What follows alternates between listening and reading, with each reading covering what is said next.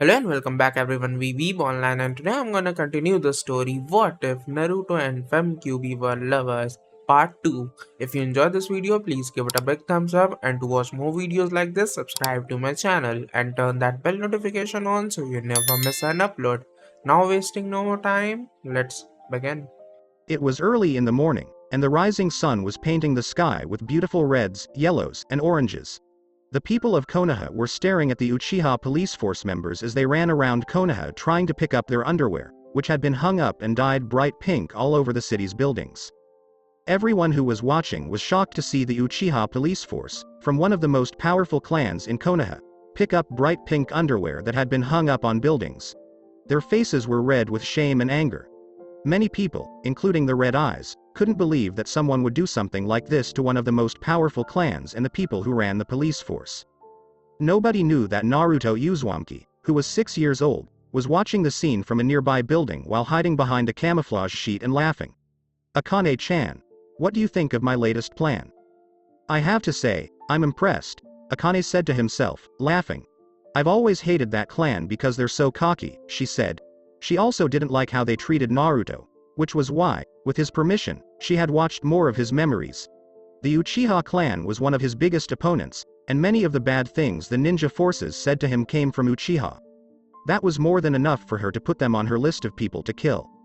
There were more reasons why she hated them, but she wasn't going to tell Naruto about them until she thought he was ready to hear them. Naruto smiled as he squatted down, jumped off the roof, and landed in an alley. He took off his disguise and put it in one of the many hiding places he had made around the village. As he came out of the alley, he ran into one of the many Uchiha who were running around and picking up used underwear. You! The Uchiha yelled, drawing everyone's attention to Naruto as he pointed. I bet you did this, you little D.K. I'm going to make you suffer. Naruto laughed out loud and said, then you're going to have to catch me. He then reached into his pocket and pulled out a small smoke bomb he had made himself. He threw it on the ground, filling the area with smoke. Cough cough, where did he go? I really don't know. I can't find him in all this stupid smoke, damn him. When I get my hands on that spoiled brat. Soon, the smoke cleared up, and the group of Uchiha looked around. As Naruto turned a corner, they saw him. Soon, they went after him, and Naruto laughed as he led them on a chase through the village. Naruto knew more ways to get around Konoha than anyone else because he had memorized every side street, back alley, and sewer tunnel. He didn't feel bad about using these routes to lead the Uchiha clan by the nose. When he turned around to look behind him, he saw the Red Eyes chasing after him. They were using their Sharingan to try to find him. He smiled and looked back at what was in front of him. Then he quickly turned another corner. A few trash cans were standing off to the side, and Naruto pulled out a small red stick with a wick on it. He could feel Akane's yuki flowing through his finger, and he smiled as the wick lit up and sparked. He threw the stick into one of the trash cans and turned another corner. Just then, the Uchiha turned the same corner he had turned a few seconds earlier, and the trash cans exploded, sending food, gunk, and other kinds of trash flying all over the red-eyed clan members, who were all knocked off their feet. As Naruto kept running, he laughed. He turned another corner and saw more Uchiha who had stopped picking up their underwear when they heard the explosion. As soon as they saw him, their faces turned angry. Look over there. It's him. It's the demon. Get him. As he ran some more, the troublemaker with blonde hair turned and twisted as he pumped chakra through his legs to speed up. He pulled out more smoke bombs and some tear gas he had made from onions, garlic, and the urine of the Inuzuka's dogs. He let them fall behind him and grinned when they exploded into the ninja who were chasing him. The terrible mix of liquids burned their lungs, eyes, and noses, making them all stop and cough. Naruto went around another corner and into an alley before jumping onto the roof. He used the henge, or transformation technique, to change into a young Chunin with brown hair and steel-gray eyes. He did this by making several hand seals and then disappearing in a puff of smoke. After that, he stopped going to the parts of Konoha where the Uchiha's underwear was dyed. You know, playing jokes on the Red Eyes is getting a little old. Do you think I should start looking for other people to prank? Naruto asked.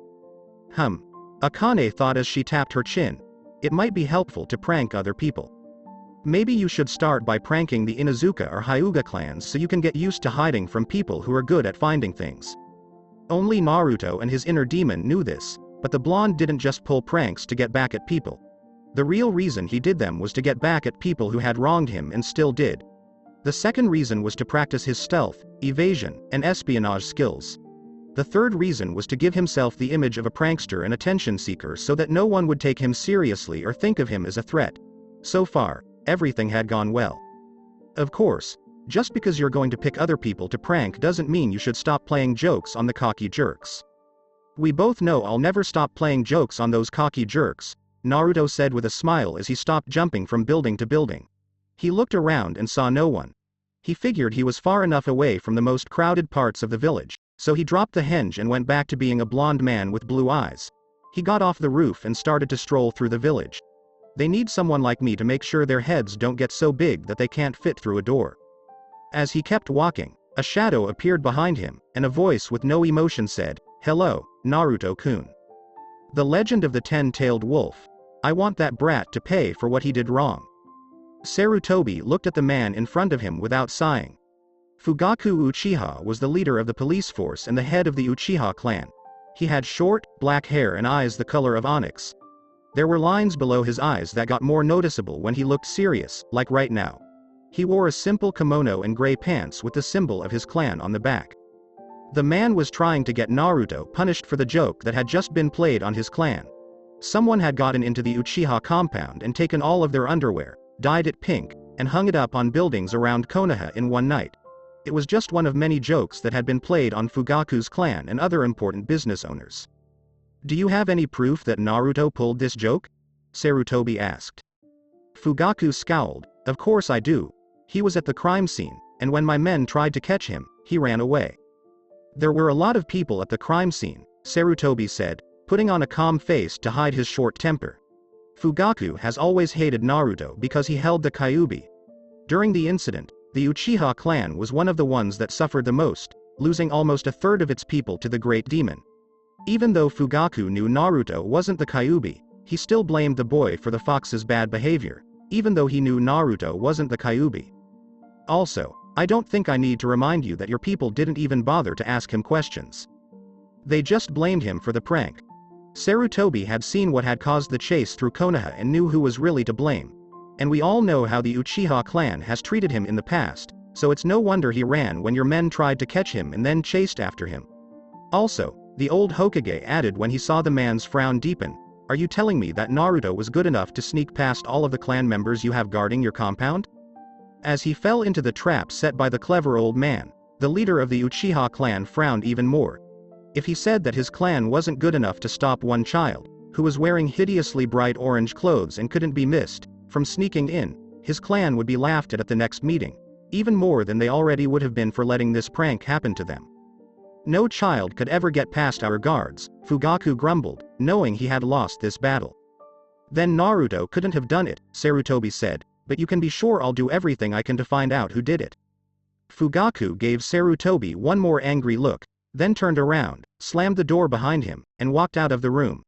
The Sandaime sighed as he leaned back in his chair and opened a drawer without thinking to take out his pipe and some tobacco. He put the tobacco in the pipe and lit it with a small katon, fire release, jutsu. As he thought about this new problem, he took a few puffs from the pipe. The mass pranks had only started about 8 months ago, around the same time Naruto started at the academy.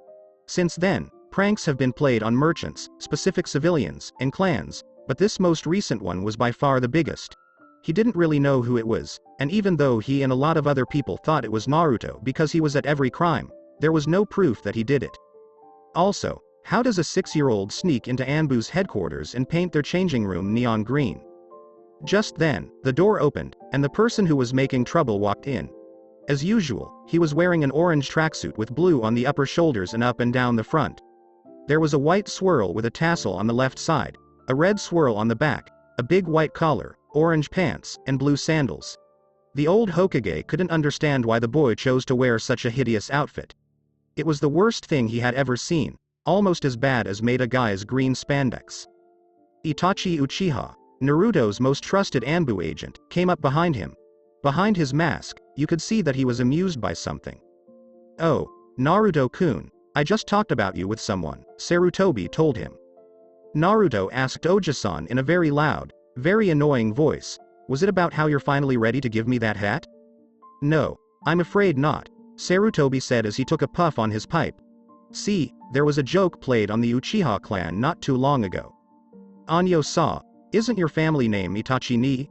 Naruto asked the Anbu agent with the weasel mask as he looked up at him. Yes, it's Naruto-kun, Itachi said, his mask hiding a smile.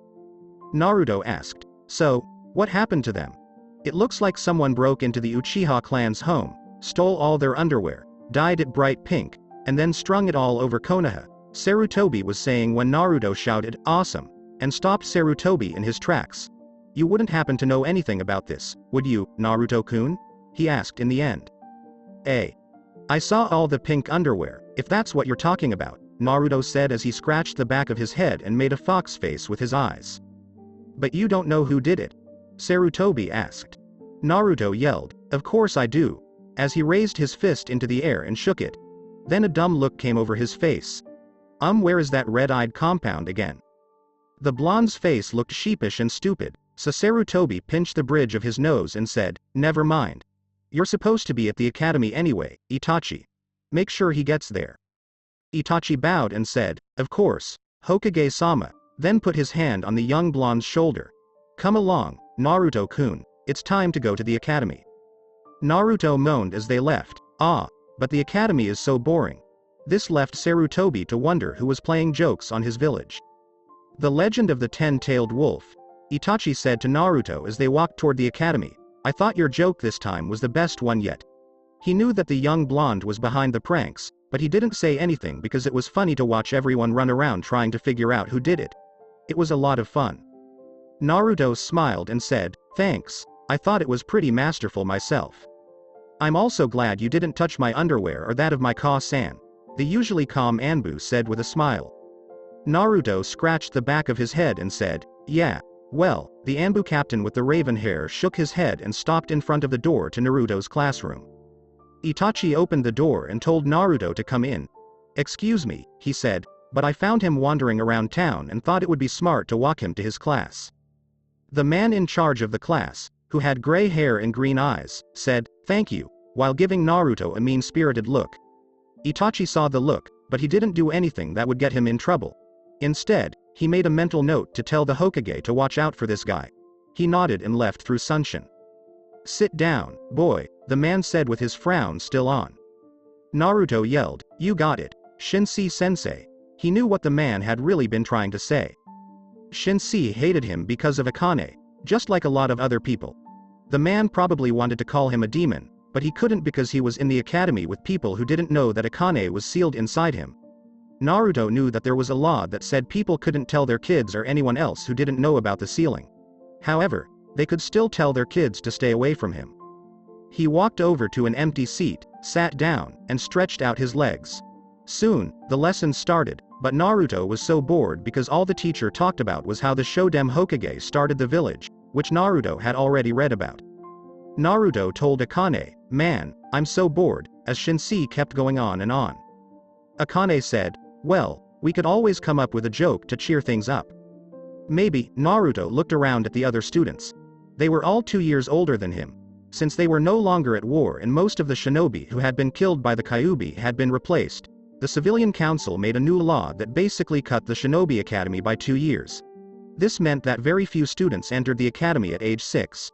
Now, most students didn't start school until they were 8 years old. Shinsi yelled, Uzumaki, and grinned when he saw that he wasn't paying attention. Since you don't seem to like paying attention, you can leave. What? I'm listening. Naruto yelled as he stood up and stuck out his chin in a stubborn way. Oh, so when did the first Hokage find the village?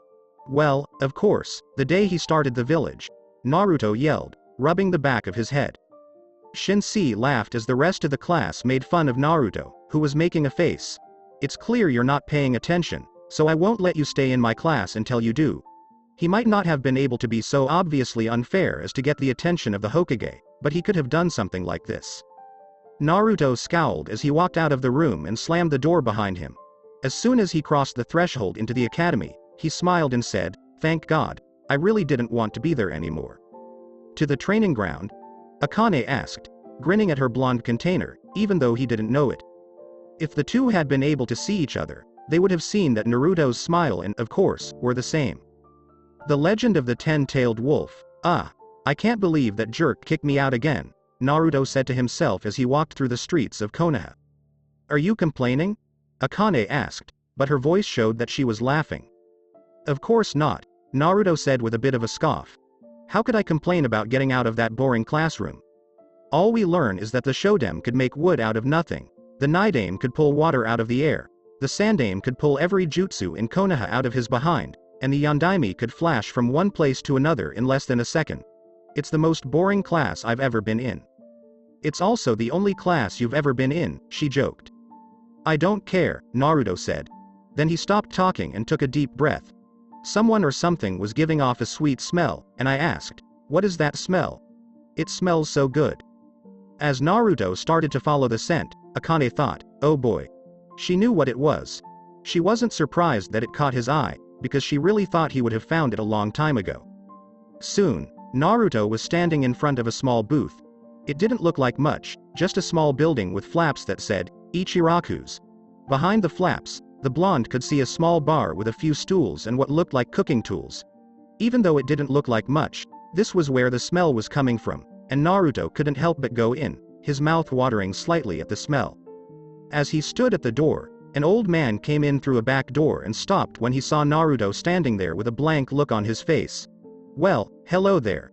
The old man said in a friendly tone, which woke up the blonde and made him blush when he realized he hadn't even seen the man walk in. When he saw it, the old man laughed and said, welcome to Ichiraku's. What can I get for you? Naruto opened his mouth to speak, but each time he did, he closed it again. He looked at the man carefully and was surprised that he didn't have a bad feeling about him or want to hurt him. The blonde scratched the back of his head as he said, he was still ready to run if he had to, though. I'm not sure, I kind of just went with my gut. And here you are, the old man said with a laugh. Sit down on the stool, and I'll give you a menu. Naruto did as he was told and jumped on the stool closest to him. Once he was there, he started to move his legs around a little bit since they were about 2 feet off the ground. When he saw the whisker marks, the old man stopped and gave him a menu. When Naruto saw him looking at them, he tensed up. The owner of the old ramen shop saw this and smiled as he put the menu next to him. Just tell me what you want, and I'll make it in a flash. Naruto stared at him for a moment before blushing and saying in a low voice, I'd like to try something, but I don't have any money. He tried to stand up, but the old man put his hand on his shoulder and pushed him back down, which surprised him. Then the first time will be on the house, he said with a smile. It would be a shame to lose a customer just because he didn't have any cash on him. What will you have? Naruto looked at the menu and said, I don't know. Maybe some miso? Miso, huh? Here it comes. The old man said as he turned his head and yelled, Hey, Ayame, get in here, we have a customer. Okay. Came a voice from the back, and a young girl with brown hair in a bun and brown eyes came in. She looked to be about 10 or 11 years old. She walked up to them and looked at Naruto, blinking at him out of idle curiosity. This made Naruto tilt his head in confusion. Kawaii. Naruto was so startled by the squeal that he almost fell out of his chair. He probably would have if Ayame hadn't magically appeared next to him and was now squeezing him to death. Otu-san, he's so cute. She gushed as she hugged him. Naruto wasn't sure if he should be embarrassed by her words or scared that a girl he had just met was trying to suffocate him. He was glad she let go, at least for a few seconds, because she quickly started rubbing his whiskers. I've never seen such cute birthmarks, she said, running her finger over them. They were a little bumpy, almost like a scar, and she said, I've never seen them before. Naruto started purring in the back of his throat against his will. Obviously, he shouldn't have done this around a young girl. Kawaii. All of a sudden, Naruto was being squeezed to death again, and he was afraid for his life. He was worried about how long he could live without air. The old man told Ayame, you might want to let him go. It looks like you're choking him. Ayame looked down and saw that Naruto's face was blue and his eyes were moving. Oh, I'm so sorry, I didn't mean Toa, I just wanted Toa. As Naruto started to get his bearings again, the old man laughed and said, how about you just help me make some miso? Miso. Here it comes. Ayame said excitedly as she magically appeared behind the bar. When he saw her do that, Naruto almost thought of how the Yondaime could move quickly from one place to another. Ayame put the food in front of him a few minutes later. It was the food that smelled so good. Eat up, she said in a happy voice. Naruto sniffed the ramen and took in the wonderful smell of it before breaking a pair of chopsticks in half. Taking a bite, he wrapped the noodles around them and rolled the food around in his mouth before he stopped.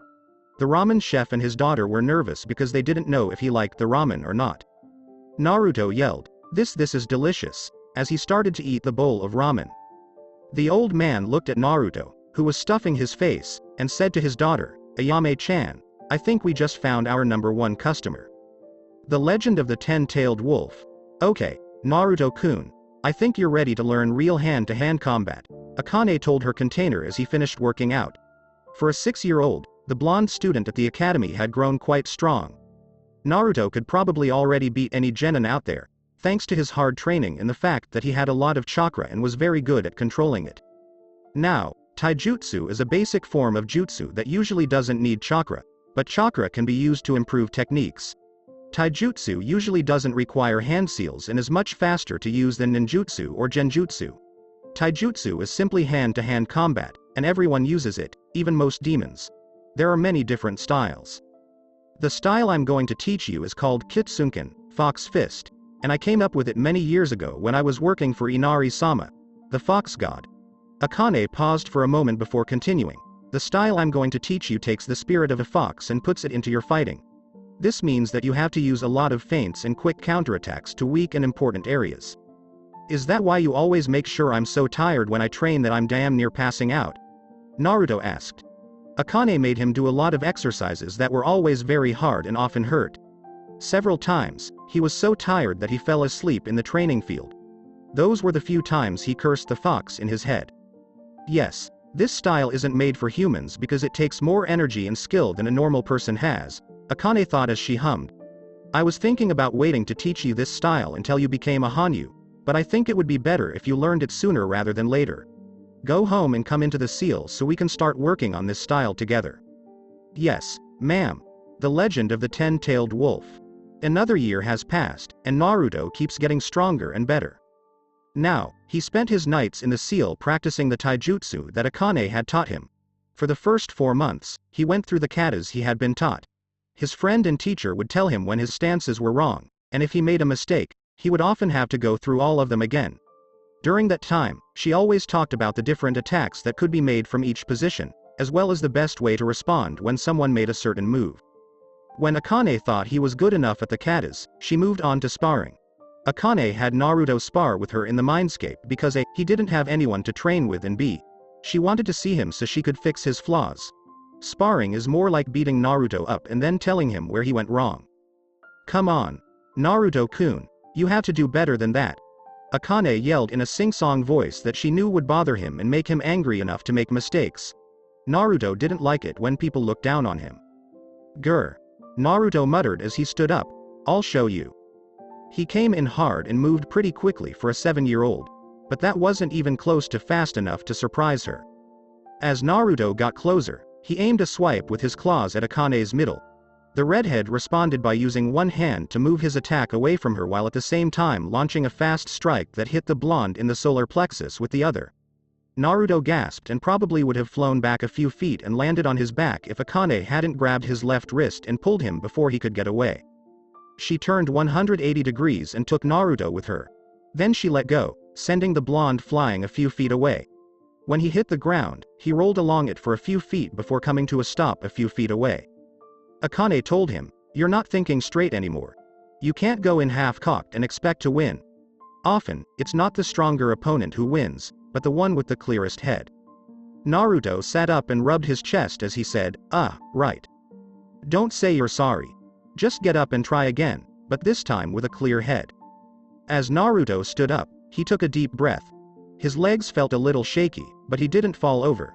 When he looked up at his opponent, he saw that she was standing there with the same smirk on her face that she always wore when they fought. "Okay, here I go," he said with a breath, and then he ran at her. He came in with several high and low claw strikes that were aimed at the most important parts of the human body: the septum, larynx, clavicle, solar plexus, floating ribs, radius bone, inner thigh, and a few other weak spots. When using this type of taijutsu, you had to know a lot about the creature you were fighting and how it worked. Akane made Naruto go to the library to learn about the human body. Naruto had been able to use the library ever since the Hokage had the librarian who used to work there arrested and a more flexible one put in her place. Akane dodged the attacks by weaving through them and lightly deflecting any that were close to hitting her. She was surprised by how good Naruto had gotten in less than a year. It showed how smart and determined the blonde was. She thought it was almost too bad that he had to keep it a secret from everyone else. Oh well, too bad. Not bad, Naru-chan, Akane teased, then hit Naru-chan in the throat with a soft-edged blow. Naruto didn't even have time to see the attack coming before he was on his knees, wheezing as he tried to breathe but couldn't because the strike had temporarily closed his throat. After his nose hit Akane's knee, he fell back on his back a minute later, still a little confused.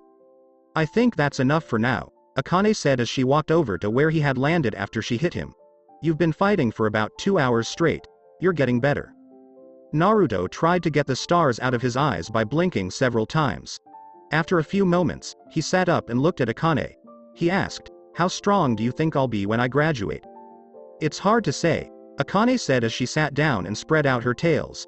On power alone, you'll be able to beat any Jonin you meet, maybe even a Kage, but you won't have their experience.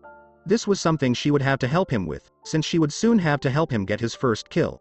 But that was something else. And speaking of graduating, she paused, took a deep breath, and said, I think you should fail your first 2 years. What? Naruto asked, looking shocked and wide-eyed. Why? Because until I can change you, we need people to think you're not a threat, she said.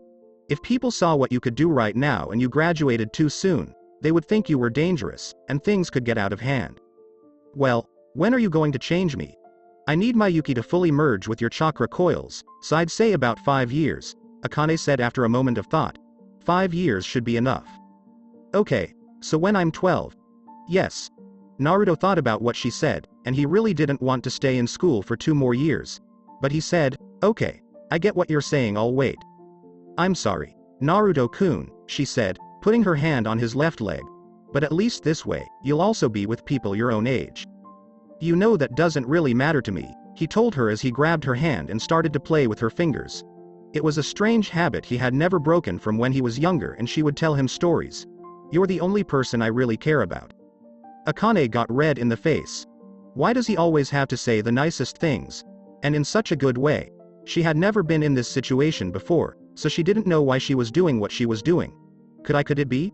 She thought about it, then quickly shook her head. He's just a kid. I couldn't possibly love a 7-year-old boy. But if that was true, why did her heart race every time he cuddled up to her when they were done training? How come she couldn't stop thinking about him? She said, maybe I do feel something, as she looked down at Naruto, who was frowning as he looked around her cell.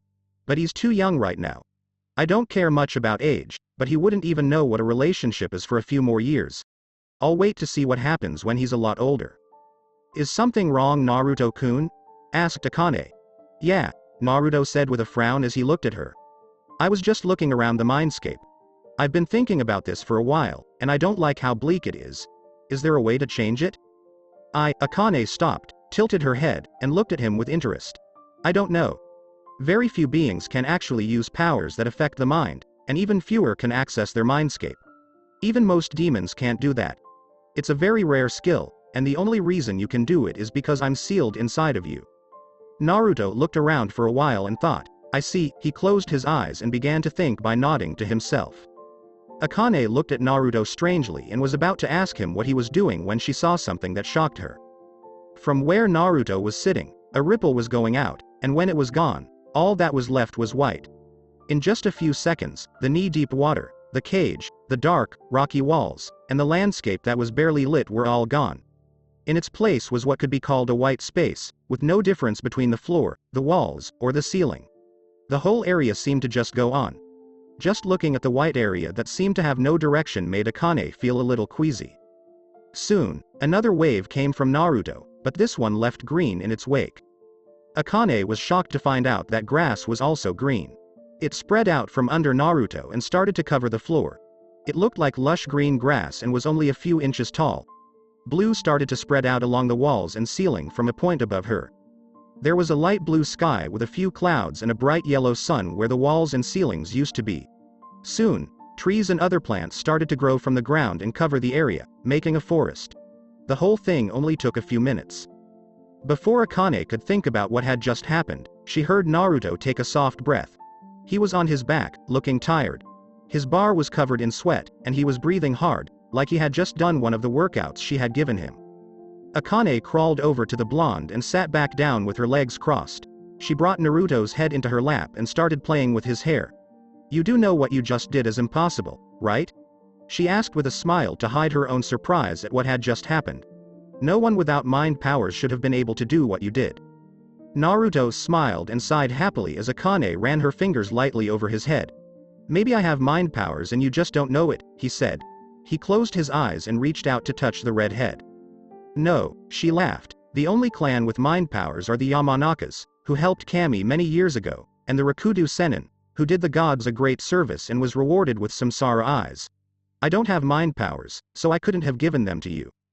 "Then maybe I'm just great." Akane laughed and said, "Maybe you are."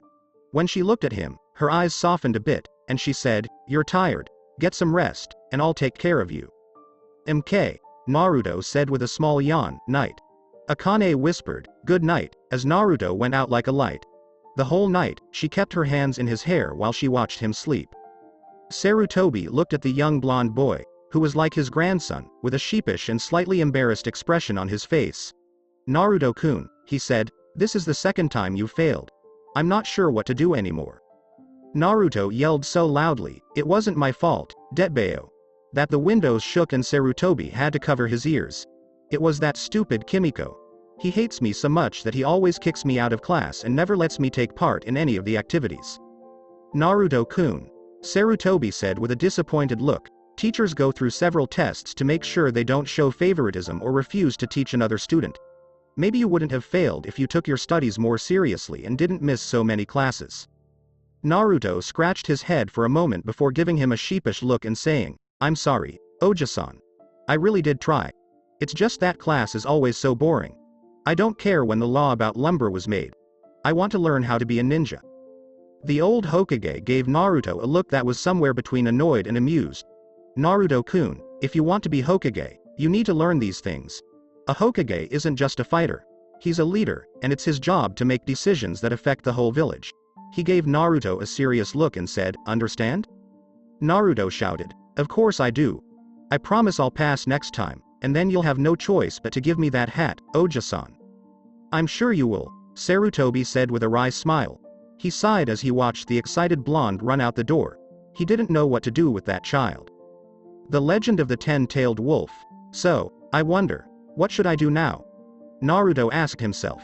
It was summer, and he had just failed the academy for the second time, just like Akane wanted. He was now 8 years old, and next year he would be put with kids his age. That meant he had nothing to do all summer except train and play jokes. "Actually, there's somewhere I'd like you to go," Akane said, stopping him in the middle of his thoughts. Before he could ask the obvious question, the demon told him, "Go behind the Hokage monument. It should be somewhere around there." She had decided that he was old enough to learn about his heritage because she had been working with him for a long time and he had grown a lot. She was sure that he was old enough to deal with it. "Okay," Naruto said, and he turned around and started going the other way. He wasn't sure where he was going, but he thought Akane would tell him when he got there. Behind the monument, there was mostly forest, with just a few small ponds here and there. It had no buildings or people living in it. Naruto wondered why, but he didn't think about it for long. After looking for almost an hour, Naruto finally asked, "Okay, what am I looking for?" "In just a minute, keep going forward, we're almost there." Naruto sighed, but he did what he was told and kept walking for a few more minutes. "Stop." Naruto stopped and looked around to see what Akane was talking about. "So what am I looking for?" he asked with a frown when he couldn't find anything. Akane asked, "Can't you feel it? What do you feel?" "Reach out with your chakra, and you'll see," she said in a mysterious way. Naruto did as told, summoning some chakra and sending it out in a pulse just like Akane had told him. When he did that, the blonde saw a strange shimmer in the air, like the way the air looks when it's hot in the summer. Naruto asked, "What's that?" because he had never seen anything like it before. "A genjutsu," Akane answered. Genjutsu are techniques that are employed in the same fashion as ninjutsu, requiring chakra and hand seals. However, The primary difference between the two is that the effects of genjutsu are illusionary. Instead of attacking the victim's body, like taijutsu or ninjutsu, genjutsu techniques manipulate the flow of chakra in the victim's brain, thus causing a disruption in their senses. You did tell me what they are, Naruto said with a pout, so I know what they are. Right, sorry, said Akane with a bit of a sheepish look, even though Naruto couldn't see her. You want me to put it to rest? Yes, but do you remember how? There are several ways to stop a genjutsu from working. One way is to stop the flow of your chakra and then release it in a larger amount than the genjutsu needs. Another way is to hurt yourself physically to stop the flow. Very good, said Akane. But that won't work for this one. This genjutsu affects the whole area and has probably been here for at least 8 years. So how do I dispel it? You can't, you don't have the skill to get rid of this, Akane said with a smile as she waited for him to answer. Then why are we? He stopped when he thought of the answer. You can get rid of it, can't you? Excellent job. Yes, I can dispel it. Well, I've already told you that you can take charge when you need to, so do your thing. Soon, Naruto's blue eyes turned red with black slits. As he looked around, Akane spoke to him in a very soft language that he didn't understand. A few moments later, there was a pulse of Yuki that was almost too soft to feel. Then, the air around them began to shimmer. A good-sized 2-story house appeared in front of them a few feet away. At first, it moved around like a ghost before becoming solid. Where are we? Naruto asked. What is this place? Go inside and you'll find out. Naruto shook his head. Akane was being very vague today. Most of the time, she would just tell him what was going on. He decided to think about it later and just go in to find out what was going on. As he got closer to the house, he looked at it in more detail. It was a nice-looking house made of brick and wood, and right in front of it was what looked like it had once been a flower garden but was now full of weeds and other plants. Aside from that, it was a nice house. When Naruto had that thought, he asked Akane-chan, "Hey, how did you know this house was here?" She seemed to know her way around Konoha pretty well, even though she had been too busy destroying the village to pay attention to it. You don't think that the day I attacked was the only other time I've ever been to Konoha, do you? Asked Akane, sounding amused. Naruto frowned and asked, so you've been in Konoha before? How come no one ever saw you? They did, but they didn't know who I was. As you can see, I don't always look like a huge fox with 9 tails. Naruto was surprised at first, but then he remembered that she was probably in her human form when she came to visit. When did you come to Konoha the other times? Actually, I was here before Konoha was ever built, she told Naruto, which surprised the blonde. Kami sent me and the other 8 Biju here to do a job. When we finished, Kami gave us our own lands to take care of. Since I was the strongest of the 9 and a fire being, I was given Hai no Kuni, the nation with the most land, to take care of. It was our job to protect and watch over the lands we were given, and we did that for almost 1,000 years. The person you know as the Shodem Hokage asked me for permission to settle here. I was there when Konoha was founded. Wow. Naruto's voice in his head said with awe, making Akane laugh. A moment later, the blonde frowned and asked, wait, so why do people think the Biju are just monsters? Akane was quiet for a moment, and then she sighed as she tried to figure out how to explain this part of history best. Times change, Naruto-kun, she said softly, deciding to tell him the truth about what she knew. People change. Over time, humans started to fear the power of us Biju and tried to capture and control us out of fear. I remember hearing about the Ichibi no Shukaku, one-tailed tanuki, being sealed in a tea kettle and the Nibi no Nekomata, two-tailed cat, being sealed in a shrine. One by one, all of us Biju were sealed away because our powers were so feared. All but me. Of course, you can only seal a Biju into an object up to the Yanbi. Akane could almost feel Naruto's amazement at her story, and she would have smiled if the story hadn't made her sad. When the Gobi was sealed, humans soon realized they could use the power of the Biju as weapons. The first great shinobi war started when the Rokubi no Reiju, six-tailed weasel, was sealed into a human and that person used its power to destroy a nearby village. Wow, Naruto said when he found out the real reason for the first war. It was very different from what they had learned in school. It was also much cooler, at least in his eyes. Anyway, I'll tell you more later. For now, you need to go inside the house. Naruto frowned as he stood in front of the door and looked at the knob. It had some strange lines on it that reminded him of the seal on his stomach. Akane saw what he was looking at and told him, "Don't worry about those seals, Naruto-kun. Just put your hand on the doorknob and it should open." "Okay," he said, reaching out to grab the doorknob. But as soon as he did, Naruto started to feel weaker, and he realized with a start that the door was sucking his chakra.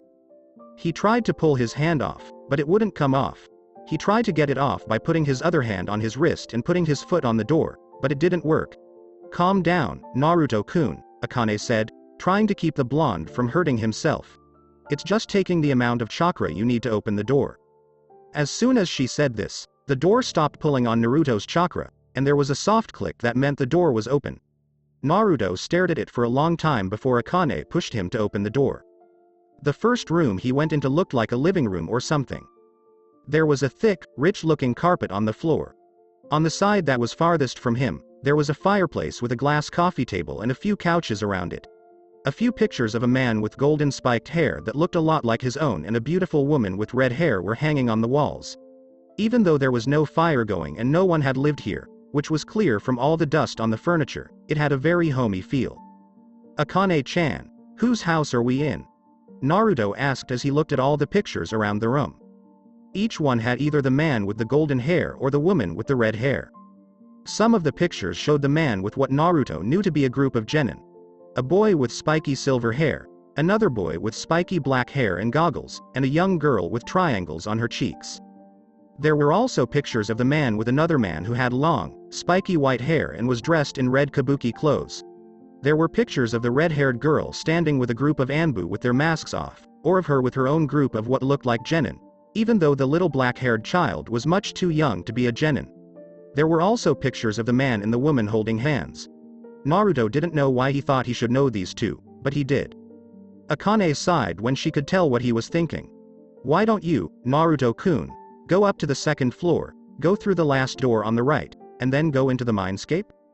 Naruto raised an eyebrow. Part of him just wanted her to answer his questions. Why did he think he knew those people in the photos? Why did he feel like he was home when he walked into this house, even though he had never been here before? And why did it look like Akane knew where to go in here? But he knew her well enough to know that Akane would not move until he did what she told him to do. He did what she told him to do and walked through the door in front of him into a hallway. He walked toward the stairs, which were on the left side of the building. As he walked up the stairs, he thought to himself that there must be a basement because the stairs went up and down. He looked around when he got to the second floor and saw that he was in another hallway. He walked down the hall and stopped at the door on the right, that was the last one. He had a sudden feeling of fear. On the other side of this door, what would he find? Why did he feel like he was on the verge of something that would change his life? He didn't know how to answer these questions. "Naruto-kun." For some reason, Akane's soft, alto voice calmed him down, but he still felt nervous. But it was much less hard to deal with. "Yes. Is everything okay?" Naruto took a deep breath, said, "I'm fine," and blew it out. Then he opened the door and walked in. He wasn't sure what he would find on the other side, but what he did wasn't what he thought it would be. The walls were a soft orange with blue stripes. There were big stuffed toys all over the room, and a cradle was in the middle. Naruto knew that this was a place for a baby to sleep. For some reason, when the blonde saw this room, she had tears in her eyes that she couldn't let out. Naruto asked Akane, "What is this place, and why did you bring me here?" "This was going to be your room, Naruto-kun," Akane whispered. What? Naruto's eyes got big. "Come into the seal, and it will all be explained." The legend of the 10-tailed wolf. Inside the seal, Naruto saw Akane sitting by the lake he had made. Her knees were pulled up to her chest, and her arms were wrapped around her legs. Her head was resting on her knees. When she saw Naruto, she sat down with her legs crossed in front of him. She sighed when she saw the look he was giving her. It was a mix of confusion and fear, as if he knew she was hiding something from him and that he had been wrong to trust her. She had never wanted to see that look on the blonde, and she hoped she would never see it again. "I'll tell you everything I know," she said. "All I ask is that you don't talk until I'm done." The young blonde girl in front of her nodded sharply in agreement. "Now, where to start? I guess I should say that I lived in Konoha for 6 months before I attacked, or maybe it's more accurate to say that I was forced to attack." When Naruto opened his mouth to ask a question, she held up a hand and said, "I'll explain everything later." When the young blonde finished talking, she said, "Every 10 years, I would leave my home, A secret place I had built many centuries ago that no one else can even reach, let alone enter. I would travel around Hai no Kuni and find out what was going on in my land, as it was my job as its guardian. Konoha was my last stop, because most of the important news and events come from this village. When I got here, I did what I always do. I went to bars, which are always a good place to find out what's going on. I wooed men with my beauty to find out if anything important had happened, and I walked around the town to meet people and get a feel for the place. But while I was here, something interesting happened. I met your parents. Akane took a deep breath and then said, I met your mother and father. Naruto stared at the woman in front of him with wide eyes. She had met his parents. Since he had never known his parents, Naruto had always been curious about who they were. The matron told him that his parents had left him because they didn't want a demon for a son. The old Hokage told him that he didn't know who his parents were, but Naruto could tell that the man was lying. It was because he didn't want to hear one of the only two people who cared about him lie that he stopped asking about them. Akane, on the other hand, said she knew who his parents were. How come she hadn't told him? Why did she wait to tell him about his parents until now? I had met them when I was walking around town, she said next, not knowing what Naruto was thinking. Some pervert with white hair tried to hit on me, and when I was done beating him up, your mother came up to me with stars in her eyes and told me how cool I was. Akane favored him with a soft smile. Your mother's name was Kushina Uzumaki. She was a kunoichi from the now destroyed Uzushiogakure, which is located on an island just a few miles off of Mizu no Kuni. Like all Uzumaki members, she had bright red hair and purple eyes, and the fiercest temper you would ever see. I remember talking with her and telling her that I was actually a trader looking to establish a shop here. When she showed me Minato Namikaze, the Yondaime Hokage and your father, Naruto started to breathe hard. My father is the Yondaime? Naruto was stunned. He had always had mixed feelings about the Yondaime Hokage. On the one hand, the man was thought to be the most powerful shinobi since the Rakudo Sennin. Even Akane respected him for how good he was in battle. On the other hand, he was the one who had locked Akane inside of him, the reason he had no family or friends, and the reason he had been abused, neglected, and beaten since he was born. Now Akane was telling him that this man was his father? Yes, Akane said sadly, he was your father. Your mother was actually pregnant with you when I was doing my negotiations with the Yondaime. She sighed. Minato Namikaze was a man unlike any other, calm, collected and so highly intelligent that I sometimes felt dumb in his presence. However, he had one glaring weakness, which was also his most incredible strength. His trust in others. It was this trust that made him decide to seal me into you when I went on a rampage. I see, was all he could come up with. He would never have thought something like this would happen. After he gave it some thought, what she was telling him made perfect sense. Like why, out of all the children who could have held Akane, he was the one who was chosen. Who better than one's own son to have this kind of power? There was also the way Naruto looked. He had always noticed that he looked a lot like Yondaime. He was surprised that he hadn't recognized the man in the pictures downstairs. He had been more interested in the house and why it felt familiar, but he should have known the man. Since the first time he saw the man's picture in the Hokage's office, he had noticed the similarities, but he had thought they were just a coincidence. After all, who would want to do something like seal a powerful demon inside their own family? He gritted his teeth as tears leaked out of the corners of his eyes. He did his best to hold back the flood of tears that threatened to drown him. He had never cried before, not even when he was beaten and sent to Akane. No matter how bad things got, he had never cried, and he wasn't going to start now. Just as he was thinking these things, Akane gave him a gentle hug and let his head rest on her chest. It's okay to cry, Naruto-kun, she said softly as she ran her hand through his hair and massaged his head. Naruto felt a tear roll down his cheek, then he let out a sob, and then the dam that was holding his emotions back broke. His body shook with sobs that could shake the earth as he thought about all the times he had been hurt, like when he was ignored and left alone at the orphanage, or when he had been hit or insulted. Akane held him the whole time and whispered words in his ears. She let him cling to her tightly and told him, just let it all out, Naruto-kun. Everything will be fine. Naruto cried for a very long time. Time didn't mean much to him while he was in the seal. In the end, he stopped crying and stopped shaking. He fell against Akane, and all she could do was hold him tighter. Why didn't you tell me before now? He asked, his voice cracking and his eyes welling up with tears from everything he had learned. Akane asked in a soft voice, Would it have helped? Would it have made a difference? I wanted to make sure you were old enough to understand what it meant to be the son of two famous people. Naruto asked. What do you mean? And took her answer at face value, having forgotten how angry he had been with her before. She had never lied to him, and he had never asked her if she knew his parents, so in a way it was also his fault. Akane told Naruto, Minato Namikaze was famous because, with his Hiraishin, he killed almost 1,000 ninja in a single battle. He was the most feared person in the world, and most Iwa hated him because they think he was the reason they lost the war. Naruto said, if people knew I was his son, they'd try to kill me, wouldn't they? Yes, and we already have to deal with fools here, Akane joked, trying to lighten the mood. It wouldn't be easy to deal with both inside and outside threats. As he buried his face deeper into Akane's chest, Naruto laughed, but it sounded more like a sob.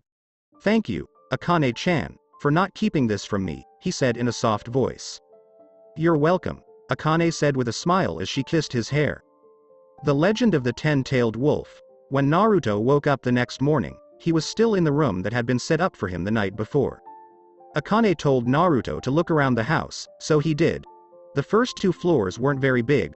On the first floor, there was a kitchen, dining room, an office, and the living room where he had come in. The second floor only had bedrooms. The master bedroom, 3 rooms for guests, and 1 room for the baby. All of them had nice, but old and dusty, furniture that was in good shape.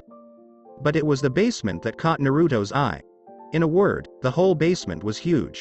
The basement had 3 floors and was bigger than the house on top of it. On the first floor, there was a dojo. The room was just a big flat mat, and on the far wall, there was a big mirror. There were those strange lines on the walls, ceiling, and floor. Those are seals, Naruto-kun, Akane told him as he looked at them. That's one of the things we'll be learning about here. Naruto nodded as he went down 2 more floors and looked around. The second level of the basement was an armory. It had racks and racks of weapons, most of which he didn't know, but Akane showed him a few. That sickle with the metal chain and iron weight at the end is called a kusarigama. The long staff is called a bow staff, and those small weapons that look like daggers are called jute. What about those 3-pronged ones in the case? Naruto asked, pointing to the kunai in the glass case. They were bigger than most kunai and had a wooden handle with more of those seals on it, which the blonde noticed. They were in a glass case on the wall at the far end.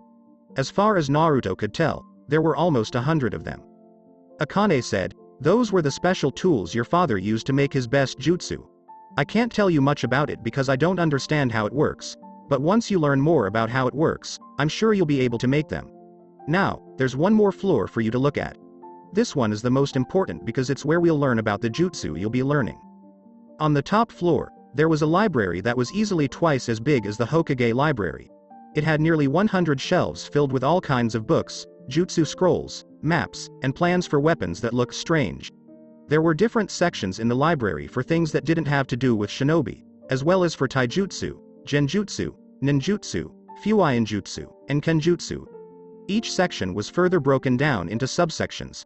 The jutsu were organized by rank, from E to S. Akane told Naruto-kun, go to the ninjutsu section. There's a jutsu in there that I think will help you a lot. As Naruto started to look through the ninjutsu section of the library, he asked, which jutsu is that? I think your mother called it Kage Bunshin no Jutsu, he said. The Legend of the Ten-Tailed Wolf. Naruto's training went through the roof when he learned the Kage Bunshin and used it to its fullest. The only reason for this was that the jutsu did what it did. The Kage Bunshin no Jutsu could make as many copies of the user as needed. These copies could live in their surroundings, do jutsu, and fight. They went away in a puff of smoke when they were badly hurt or at the user's choice. When clones are made, the user's chakra is spread out evenly among all of them. This makes it easy for the user to use up all of their chakra quickly. The best thing about this jutsu was that any knowledge a clone gained while it was alive was given to the person who used it when the clone broke apart. This wouldn't mean much to most people, but it was the perfect training jutsu for those who had even more chakra than the current Hokage. Naruto would make up to 100 clones every morning.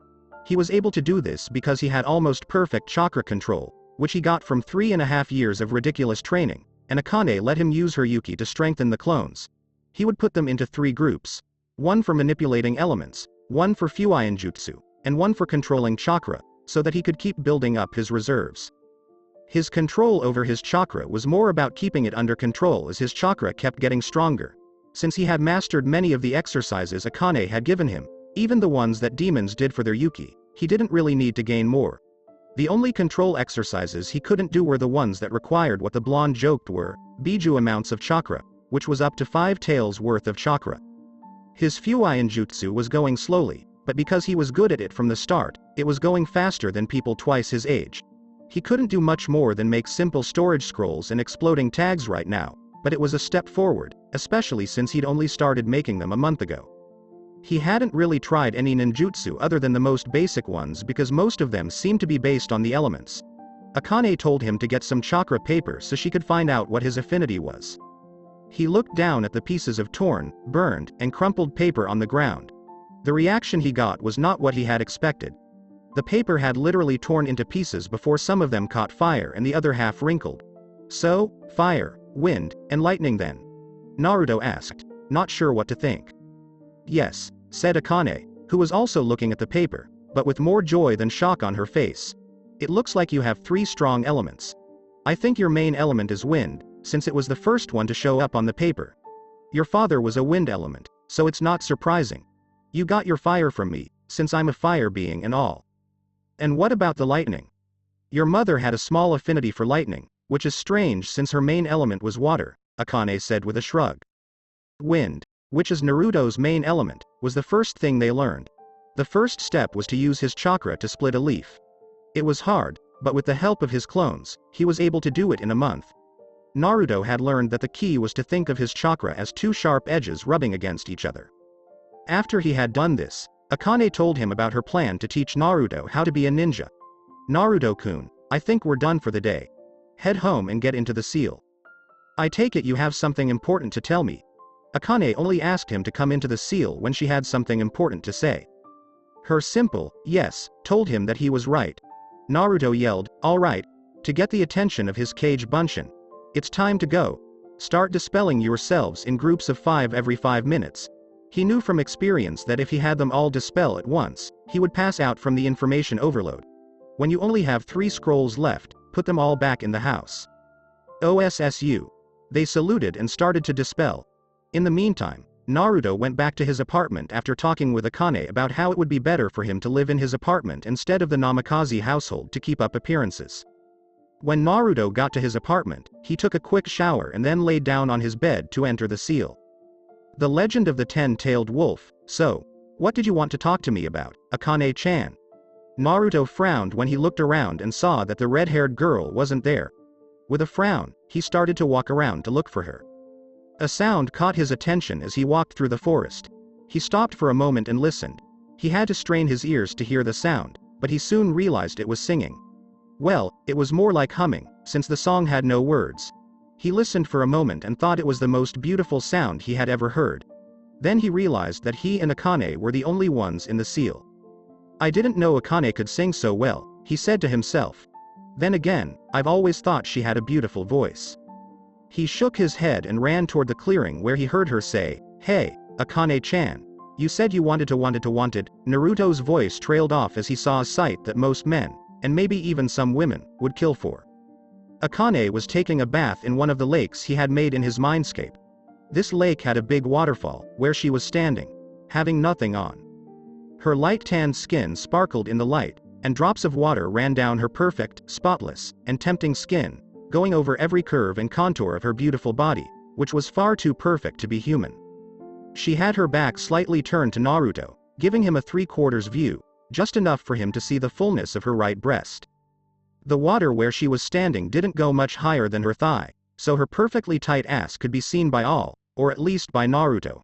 Her 9 tails, which stuck out of her back where her tailbone was, were cleaning her and rubbing against different parts of her body, giving the scene a sensual feel. She didn't see the blonde staring at her because her eyes were closed and she was humming while lifting her hands and rubbing water on them. Naruto had not yet figured out, beyond the obvious differences in shape, what makes men and women different. Today, he was getting a good look at what a perfect woman is. He didn't know about birds and bees and was still too young to really understand the sexuality and sensuality of what he was seeing, so he couldn't handle seeing Akane naked. Because of this, Naruto's mind went blank, his eyes went blurry, and he passed out while still standing up. Akane sighed with relief when she was done with her bath.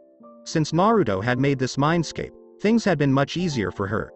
It helped a lot that she could take some time to wash herself while being surrounded by nature, and that she could also feel the grass when she walked on it or the water when she was bathing in it. It wasn't quite as nice as being in the real world, but it was good enough that she would always be grateful to Naruto for making this for her. She thought with a giggle, maybe I should give him a special thanks, and then she sighed. He should not be so young. As she turned around, she opened her eyes and blinked in surprise when she saw Naruto standing near the lake with his mouth open and his eyes closed. She got a little red in the face when she realized she had taken too long. She should have taken a bath faster instead of luxuriating in the water, of course. When the 8-year-old boy saw her, it made her feel bad. But she soon showed a slightly mischievous side as she walked up to him and stood about a foot away from him, gently swaying her hips. Like what you see, Naruto-kun? She asked, changing the pitch of her voice in a way that would give any man an orgasm or the worst nosebleed of his life. She frowned when he didn't answer and looked up to see that Naruto's eyes were still blurry. It wasn't until she got closer that she realized he wasn't looking at her as much as he was looking through her. Naruto, she said as she bent down to look into his eyes. Hey, Naruto. Are you okay? She asked. When he didn't answer, she poked him in the head and watched in shock as he just fell over. Huh? I guess his mind wasn't ready to see me like this. She sighed. Then again, he's still a little boy. Still, this is going to put a damper on my plans, and now I'm going to have to teach him about sex. She put some of her yuki into the air around her and made a red kimono with a slit that went up the side. She picked up Naruto, who was already limp, leaned against a tree, and put Naruto's head on her lap. As she waited for the little boy to wake up, she started to play with his hair and think about what he would do when he did. She didn't have to wait long, because Naruto's eyes soon fluttered a bit and then blinked out the light. Welcome back to the land of the living, Naruto-kun, Akane said with a wicked grin. Did you enjoy the view? Naruto slurred, view. He was still a little drunk. Then he had a lot of thoughts about finding Akane bathing. He got off of her faster than Minato Namikaze could, and as he bowed to her, his face turned bright red with shame. I'm so sorry, Akane-chan. I didn't know you were Haria. Well, I knew you were here, since you live here, but I didn't know that you were it was just a. It's okay, Naruto-kun, she told him, stopping his stumbling attempts to say sorry. I'm not mad. I invited you into the seal and then took too long in the shower. I should have known the time. Oh, well, Naruto's voice trailed off as he didn't know what to say. Akane sighed and patted the spot next to her. Why don't you sit down? It's a little early, but now that you've seen me in such a bad situation, it would be best to get this lesson out of the way. What's going on? Naruto asked, still feeling bad about what had happened. Akane took a deep breath before she started to talk about sex, sexual reproduction, relationships between men and women, and the differences between men and women. Akane, who had lived for 1,000 years, knew a lot about sex, even though she had never done it herself. The whole conversation took several hours, and by the time she was done, Naruto couldn't even look at her without his face turning a shade of red that put Akane's hair to shame. She sighed as she realized that she would have to wait for now to give Naruto his first kill. He couldn't fight while he was in this state. Why don't you get out of the seal and get some sleep? We'll keep training tomorrow, alright. Alright. Naruto stuttered, and he ran away as fast as he could from the seal. It was the first time he wanted to get away from Akane, and the redhead couldn't help but sigh as she wondered what their relationship would be like now. She muttered, I guess I'll just have to find out later, as she went to bed. The legend of the 10-tailed wolf. A month had passed, and since that night when Naruto learned more about women and sex than anyone his age should ever know, things between him and Akane had been tense. Even so, the young blonde could barely look the young-looking woman in the eye without getting red. Since that night, he'd had several vivid dreams in which he and Akane were in situations similar to the one in which he saw her naked, but in which he was also involved. Dreams of an older version of himself and Akane doing things that he was not ready to do himself. Even worse, whenever Naruto walked through Konoha, he couldn't help but sneakily look at the women. He had to work hard to stop himself from looking, and even then, he usually couldn't stop himself from comparing these women to the one he was thinking about at the time. Even though he hadn't hit puberty yet, he couldn't stop staring at and comparing the looks of women. He began to wonder if there was something wrong with him. Akane wasn't helping the situation either. Sometimes she was just as bad as Naruto, unable to look him in the eye or even talk to him. At other times, she was very playful, making sly comments or bending over to show him her tight derriere or ample cleavage. Naruto didn't know what to do. His body couldn't respond to these sensual acts, but his mind was much more developed than his body. A fact that was shown to be true during one of the few times Naruto and Akane didn't feel awkward around each other. The Legend of the Ten-Tailed Wolf, flashback. Naruto's spar with Akane, in which she kicked him in the behind for almost 2 hours, was just over. He had noticed that the redhead never let a fight go on for more than 2 hours. She would fight just well enough to be slightly better than Naruto, and when the 2 hours were up, she would end it faster than Naruto could say Kyubi. "You've done a great job, and your progress is amazing," Akane said with sincere admiration. Naruto just groaned and pushed himself up, not sure what had happened. "It will feel different when you fight in your real body, since sparring here in this seal only helps you learn the stances. You will need to start practicing your katas outside of the seal to make sure that your movements are ingrained in your muscle memory." "Right," Naruto said as he got to his feet and stumbled toward a lake. He looked at his body and saw that his clothes were in tatters and that he was sweaty and had bruises all over. He thought to himself that everything that happened in the seal felt so real, even though it was just a picture of what was going on in his mind. Naruto knelt down and began to wash his face by splashing water on it and rubbing it hard. He shook off the thoughts. While he was doing that, Naruto could see himself clearly in the water. He said, "Akane-chan," with a small frown. "Yes?" asked Akane, walking over to him. "Why do I look older in my reflection than I do in real life?" His reflection in the water looked older than he did. He would have to say that he looked more like he was 11 years old than 8. He had never seen himself in the seal before, but he knew that he didn't look like this when he looked in the mirror at his apartment. "Oh, right, I forgot to say that this would happen," Akane said when Naruto looked up at her. "As I said before, this place we are in is called your mindscape. It is a mix of the seal and your mind, which is why I think you can change it. The body you have in this mindscape is not your real body. It is a copy of yourself. So I look older because my brain is older than my body?" "Something like that, yes," she said, "but that's oversimplifying things. You are a lot smarter and more mature than any of the other kids your age. I suspect that the more you learn and experience, the older your mental image gets. After all, age is more about life experiences than the number of years lived." "That makes sense," Naruto said with a thoughtful look on his face as he looked back into the lake. Flashback Enda, The Legend of the Ten-Tailed Wolf. "Naruto-kun," Akane said as Naruto finished his last taijutsu kata. They had decided that he would work on his taijutsu both inside and outside of the seal. So, while his clones did whatever task he had given them, he worked on making his fighting style a part of his muscle memory. "Yes, Akane-chan?" Naruto asked. It had taken him a month to start calling her that again, and he still blushed when he said her name now, after all this time. Akane was inside the seal, so she couldn't see it. She could only see what he saw. "I think it's time for us to start working on the task I was going to give you before the accident." "What is it?" Naruto asked, blushing because he remembered what she was talking about. He thought he heard the redhead take a deep breath and say, "Naruto, I think it's about time you got your first kill." What?" Naruto asked, and his voice showed that he was shocked. "You want me to kill someone?" As a shinobi, he knew he would have to kill eventually, if not in an assassination, then at least in self-defense. But he had not expected to kill until after he became a shinobi.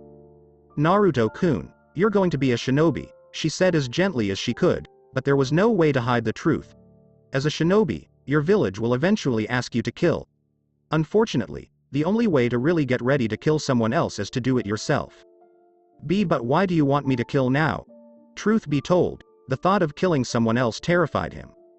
"Because I think it would be better to get this out of the way now than to wait until you're on an important mission. Most humans freeze up after their first kill, and that can easily get you and your team killed." Naruto asked, trying to figure out what she wanted. "So you want me to kill someone in a controlled environment?" "As controlled as possible, at least," Akane shrugged. "This way, if you freeze up, I can take over your body and go somewhere safe if I have to." "I see what you mean," he finally said. He closed his eyes and took a deep breath. He knew he would have to deal with this at some point. "Okay, so how will we do this?" "Tonight we'll leave The Legend of the Ten-Tailed Wolf." Naruto was getting dressed late at night in a disguise that no one in the village would ever guess he had. Basic ninja gear like that of the Anbu, including sturdy black cargo pants, a black sleeveless shirt, 2 black armbands, black shinobi sandals, a black face mask that covered half of his face from the nose down and all of his neck, black gloves, and matte black shin and wrist guards. He got them 2 months ago by using Akane's chakra to shapeshift, which is a demon power that lets you change into someone else. He did this to become someone else and buy them from one of the better shinobi stores. On each of his thighs, he had a holster for a kunai. On the back, there was a second holster. This one held a simple sealing scroll. A ninjata, a short sword with a straight blade and a square tsuba, was strapped to his back. This was the type of ninja sword that most Enbu used. He took it from his parents' house because he thought it might come in handy. Kage Bunshin no Jutsu, Naruto said to himself as he made the sign for a ram with his fingers. One clone appeared out of thin air, with no smoke to show that it had been made. It was a testament to how well Naruto could control his vast reserves of chakra. "Ready, Naruto-kun?" asked Akane. Naruto put his hands on the shoulder of the clone and said, "Ready." He could feel Akane pouring her yuki into the clone to make it stronger. The two of them had learned early on that if they did this, the clone would not only last longer, but it could also take a few hits before breaking apart. This was a very useful technique for sparring. "I gave it about 1 tael's worth, so it should last for a month, give or take a few days," Akane said. "It shouldn't take you that long to find a bandit camp of some kind, since they are usually spread out all over Hai no Kuni." "Okay. I guess it's time to go," Naruto said. He went outside and shut the door, then climbed up on the roofs and started jumping towards the north gate. When he got there, 2 chunin were guarding the gates. He thought about the best way to get past them. He didn't want the Hokage to know that he was leaving the village. Even though everyone hated him, he was still a Jinchuriki, and the Hokage and his ninja knew that he was a big deterrent. Something like, "Mess with us and we'll let our demon loose on you." Or something like that. It only took him a moment to come up with a plan. Using his perfect chakra control, he made a Kage Bunshin without any extra chakra being released to alert the chunin. The clone jumped down to the street and used the standard henge to turn into a red-furred fox. The clone showed itself to the chunin, who got angry when they saw it and started chasing the fox, which yipped and ran away. "Idiots," Naruto shook his head at their stupidity and hatred as he jumped down from the building. Naruto sped up as he ran through the north gate, which stayed open all night in case Anbu or one of the elite ninja came back late from a mission.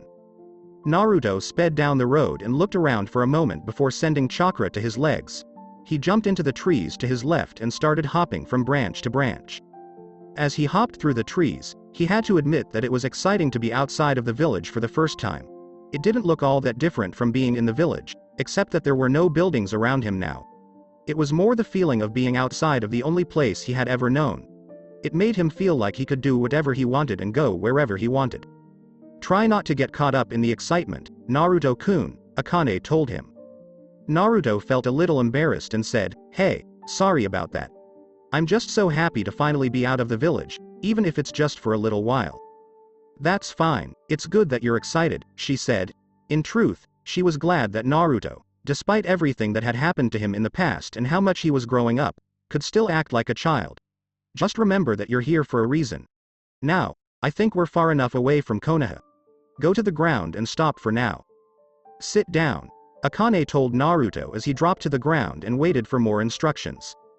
Doing what he was told, Naruto could feel Akane's yuki, a familiar red energy, coming from the seal in his stomach. "What are you doing?" He had to ask because he couldn't help but be interested. "I'm sensing," she said, and before he could ask what she meant, Akane asked him, "Have you ever wondered why I'm the strongest of the 9 Biju?" "Well, not really, no." Naruto shrugged his shoulders as he saw the red yuki engulf his entire frame. It was fascinating to watch as he saw the yuki form into the outline of a fox, complete with ears on the top of his head and a swishing foxtail behind it. The energy looked almost alive. "That's probably for the best," Akane thought. "I doubt you would have figured it out. I am the most powerful of the 9 for a reason that is both easy and hard to explain. Unlike the other Biju, who rely on their own reserves, my yuki comes from nature itself." "What about nature? What do you mean, like you get your power from something in nature?" The demon woman's words were a little strange to Naruto, who had never heard anything like this before. "Precisely. Every living thing on Earth, from the simplest plant to the most complex animal, gives off energy. This includes people. This energy is called natural energy, and I can gather it into myself and use it to fill my own yuki reserves, which are already much bigger than those of any other Biju. This gives me the power to do anything. Akane waited a moment before saying, because of this, I also have some natural skills that no other Biju has. I'm so in tune with the world's natural energy that I can feel everything around me and tell what it is I'm feeling. People have a very different kind of energy than plants or other animals. Or maybe it would be better to say that they have more energy than other animals. So you're using this ability to try to feel something? Asked Naruto. He was rather in awe of Akane's talent. Being able to sense everything in your presence would be very useful and was far more impressive than what he had dubbed the chakra sonar, which was very limited in its capacity to detect people and objects around him. I am looking for the closest town. Hai no Kuni is full of towns and villages, and bandits like to set up their camps near the smaller towns and villages, where the authorities are less likely to find them. Naruto said, I see, then stayed quiet and let Akane do her job. He just sat there and watched as the red Yuki moved and twisted on its own. After an hour, Akane spoke up and said, I found one. What way? Northeast by north. Naruto stood up and was about to move in that direction when Akane stopped him.